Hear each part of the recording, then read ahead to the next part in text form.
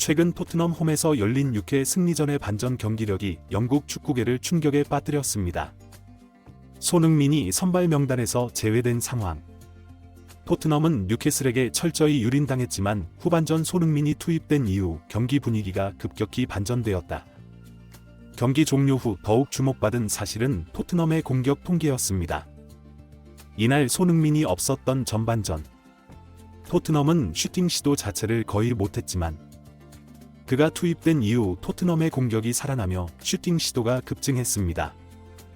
이와 관련해 축구 전문가들은 손흥민은 짧은 시간 뛰고도 영향력을 입증할 수 있는 선수라며 그가 어디로 이적하든 팀 전술의 중심이 될 수 있음을 보여주는 사례라고 평가했습니다. 이는 또한 손흥민이 왜 이적 시장에서 최고의 매물로 평가받는지 다시금 주목받는 계기가 되었는데요. 이날 주요 장면과 현지 매체들의 반응. 발빠른 뉴스에서 지금 바로 알아보겠습니다. 프리미어리그 20라운드 토트넘 선발 명단에는 큰 변화가 있었습니다. 바로 팀의 에이스 손흥민이 선발 라인업에서 제외되고 벤치에서 경기를 시작한 것이었는데요. 이를 두고 일각에서는 5일 뒤 예정된 리버풀과의 리그컵 4강전을 대비한 선택이라는 분석이 제기되었지만 대다수의 축구 전문가들은 손흥민의 이적을 대비하는 구단의 움직임이라는 의견에 무게를 실었습니다.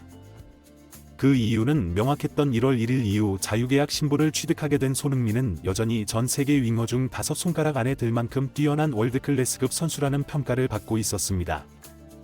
비록 아직까진 손흥민의 다음 구단이 어디가 될지 확실히 정해지진 않았다 해도 결국 그가 토트넘을 떠난다는 것만큼은 기정사실화된 상황이었죠. 따라서 구단 입장에서는 손흥민의 이적에 대비할 시간이 필요했습니다. 가장 소중한 자산인 손흥민을 보호해 원활한 이적을 도모해야 했고 또한 손흥민의 부재 속에서 토트넘이 얼마나 경쟁력을 발휘할 수 있을지 실험하는 의도가 엿보였죠. 그러나 결과적으로 이러한 실험은 대실패로 끝나고 말았습니다. 손흥민이 빠진 토트넘은 조직력과 창의성이 모두 실종된 채 그야말로 압도당하기나 다름없었습니다. 우선 이날 공격진에서는 브레넌 존슨이 측면에서 크로스와 돌파 시도 자체를 못하며 경기를 뛰고 있는지 알기 어려울 만큼 처참한 경기력을 선보였습니다. 클루셉스키는 전방에 고립된 모습을 보이며 풀타임 동안 기회 창출에 그쳤고 상대 수비에게 완전히 차단되어 이렇다 할 움직임을 보여주지 못했습니다. 특히 손흥민의 자리를 대신했던 베르너 역시 이 상황을 타개하지 못했는데요. 베르너는 드리블과 크로스 성공률 모두 0%를 기록하며 손흥민과 비교조차 할 수 없는 저조한 경기력을 보여주었습니다. 그는 상대 수비를 흔드는 돌파나 결정적인 패스는커녕 공을 잡고도 불안정한 볼터치로 공격의 흐름을 계속 끊는 모습을 보였죠. 이처럼 손흥민이 빠진 공격진은 전혀 날카로움을 보여주지 못했고 토트넘은 결국 전반전 동안 유효 슈팅을 단 한 차례밖에 시도하지 못하는 답답한 경기를 이어갔습니다. 이러한 상황. 경기장 카메라는 고개를 가로젓는 포스테코글루 감독과 벤치에 앉아 경기를 지켜보는 손흥민을 교차해서 보여줬습니다. 감독은 답답한 표정으로 선수들에게 공을 전방으로 보내라고 호통치고 있었지만 손흥민은 특유의 차분한 표정으로 동료들의 플레이를 지켜보며 간간히 미묘한 아쉬움을 드러냈습니다. 중계진은 이 장면을 보며 손흥민의 부재가 토트넘의 경기력에 미치는 영향을 강조했습니다. 손흥민이 없는 토트넘은 경기 흐름을 주도할 중심을 잃은 모습이다. 이 상태로는 팀의 공격이 살아날 가능성이 거의 없다. 라는 해설이 이어졌죠. SNS에서 경기 실황을 중계하던 팬들 역시 손흥민의 빈자리를 뼈아프게 느낀다는 의견을 쏟아냈습니다. 이 경기를 보며 확실히 알았다. 손흥민이 없으면 토트넘의 공격은 아예 멈춰버린다. 평소 슈팅을 난사하던 선수들이 오늘은 존재감이 완전히 사라져버렸다며 손흥민을 더 늦게 투입했다가는 경기는 걷잡을 수 없는 상황이 될 것이라는 반응을 보였습니다. 아니나 다를까. 손흥민은 경기 시작 30분 만에 터치라인 부근에서 몸을 풀며 출전을 준비하기 시작했습니다. 벤치에서 경기를 시작한 선수가 이처럼 이른 시간대에 투입 준비를 하는 것은 축구에서 매우 드문 일이었기에 이번 경기 토트넘이 얼마나 어려운 상황에 놓였는지 보여주는 장면이었죠. 전반전 경기 양상은 토트넘이 점유율 30%에 그칠 만큼 상대에게 밀리는 흐름이었습니다. 그럼에도 두 차례의 결정적인 역습 기회가 있었지만 솔랑키는 연계 타이밍을 놓쳤고 베르너는 허무하게 볼을 빼앗기며 기회를 무산시켰습니다. 이 장면을 지켜보던 팬들은 만약 역습 상황에서 손흥민이 있었다면 최소한 한 골은 넣었을 것이라며 답답함을 표했습니다. 후반전 손흥민이 투입되자 경기의 흐름은 놀라운 속도로 바뀌기 시작했습니다. 그간 정체되어 있던 토트넘의 공격이 활로를 찾기 시작하며 슈팅 시도가 단번에 늘어났고 상대 수비진은 손흥민의 움직임에 혼란을 겪는 모습이 역력했습니다. 손흥민은 투입 직후부터 공간을 창출하며 동료들에게 결정적인 패스를 연결했고 특히 측면에서의 날카로운 돌파는 상대 풀백들을 당황하게 만들었습니다. 투입 3분 만에 손흥민의 패스가 절묘하게 박스 안으로 연결됐으며 클루셉스키의 터치가 너무 길어 기회가 무산되었습니다. 그러나 이 장면은 손흥민이 경기장을 장악하며 토트넘의 공격을 이끄는 모습을 잘 보여준 장면이었죠.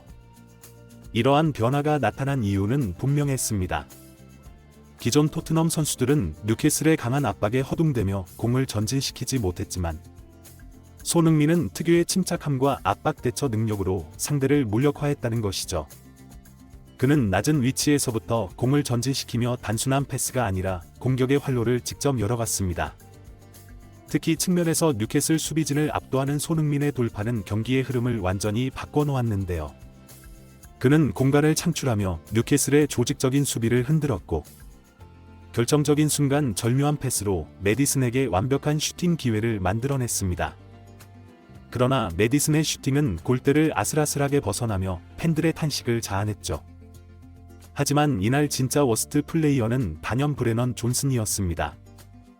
후반전 손흥민을 중심으로 만들어진 여러 차례의 좋은 기회가 나왔음에도 존슨은 크로스 타이밍이 늦거나 정확하지 못해 공격 기회를 하나둘 날려버렸는데요. 특히 82분경 손흥민이 뉴캐슬의 뒷공간을 완벽히 공략하며 날카로운 역습을 이끌어낸 장면은 토트넘 팬들에게 극한의 아쉬움을 선사했습니다. 수비 3명이 손흥민의 움직임에 집중한 덕분에 그의 절묘한 패스는 솔랑키에게 연결되었고 솔랑키는 침착하게 뒤로 내주며 클루셉스키에게 볼을 전달했습니다. 클루셉스키는 다시 노마크 상태의 존슨에게 결정적인 찬스를 만들어줬죠. 하지만 존슨의 선택은 슈팅도 크로스도 아닌 어정쩡한 킥으로 이어졌고 결국 공은 레길론에게 넘어가며 기회를 허무하게 날려버리고 말았습니다. 중계진은 이 장면에 대해 존슨이 너무 많은 생각에 빠져 있었던 것 같며 경기 내내 반복되는 존슨의 실수는 결국 팀 전체의 흐름을 끊어내고 있다고 평가했습니다. 한편 경기 종료 후 토트넘의 공격 통계 변화가 영국 축구계에 뜨거운 화제를 불러일으켰습니다. 전반전 토트넘은 슈팅 횟수 단 2회, 기대 득점 값이 0.1에 그치는 처참한 기록을 남겼지만 후반전 손흥민 투입 이후 슈팅 횟수는 무려 12회로 급증하며 기대 득점 역시 0.8로 상승한 것이 확인되었는데요. 축구 전문가 마이클 오웬은 이를 두고 소위 말하는 킬패스, 즉 득점과 직접적으로 연결되는 찬스 메이킹에 있어서 현재 프리미어리그 선수 그 누구도 손흥민 이상으로 우월하다고 말할 수 있는 이가 없을 정도로 손흥민이 경기에 관여하는 빈도가 지극히 높고 평가했습니다. 그는 이어 사실상 토트넘이 점유율을 가져가거나 공격을 전개할 때 모든 패스 줄기의 시작점은 손흥민이라고 해도 무방할 정도로 토트넘의 공격 전개를 보면 대부분 그의 발을 거쳐서 시작된다고 말했습니다. 즉 토트넘의 전반전과 후반전 극명한 경기력 변화를 이끌어낸 것은 바로 손흥민이었다는 것입니다. 이상한 전술 속에서도 손흥민은 독보적인 활약을 펼치며 팀을 완전히 다른 모습으로 변모시켰습니다. 축구 전문가들은 손흥민이 이적 시장에서 최고의 매물로 평가받는 이유가 단순히 골이나 어시스트와 같은 기록 때문만이 아니라고 입을 모아 말합니다. 손흥민 영입 효과는 단순히 뛰어난 공격수가 팀에 합류하는 것이 아니라 한 차원 더 높은 경기력을 보장한다는 것이죠. 구독과 좋아요는 영상 제작에 큰 힘이 됩니다.